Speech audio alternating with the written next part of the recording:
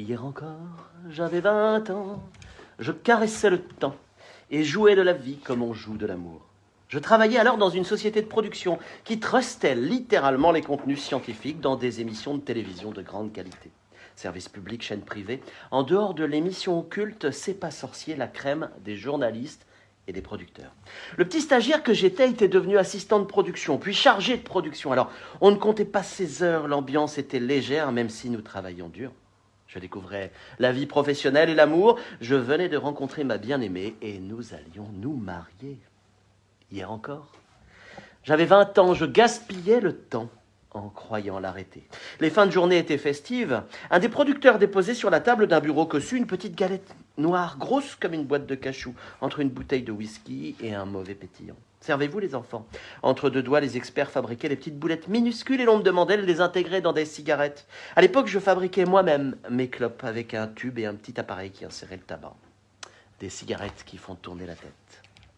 Alors moi, j'étais un grand naïf et j'ai jamais fumé de ces trucs-là, mais je rentrais parfois fatigué d'avoir un peu trop bu lors de ces soirées qui finissaient pour certains avec certaines au sous-sol. À charge pour le gamin que j'étais, je m'en souviens encore, de gérer la jeune mariée au téléphone le lendemain et d'appuyer un mensonge pour couvrir son époux qui avait découché. C'était mon chef. C'était banal, ordinaire.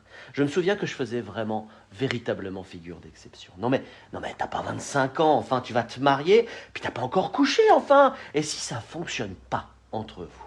Non, je t'assure, t'es vraiment pas sérieux. Profite de la vie un peu. Hier encore, j'avais 20 ans, mais j'ai perdu mon temps à faire des folies. Je me souviens que ma fiancée s'inquiétait de mes récits de soirée, qu'elle trouvait que je m'habituais à des comportements pas tout à fait normaux. C'était l'époque des Jean-Luc Delarue, paix à son âme, celle des producteurs animateurs payés par le service public, des ponts d'or sur fond de course à l'audimat. L'argent roi, l'impunité. Ce jeudi, Christophe de Chavannes est jugé pour conduite sous stupéfiant en récidive. C'est ce que révèle le journal La Montagne. Il était déjà au sommet dans ma jeunesse. Il est chaque samedi soir mis sur un piédestal dans l'émission Quelle époque. Il y a 8 jours, Élise Lucet, Thémis autoproclamée du service public proposé aux députés des tests de dépistage. Parce qu'il faut laver plus blanc que blanc. Et que la véritable héroïne, c'est elle. Sexe, drogue et moraline.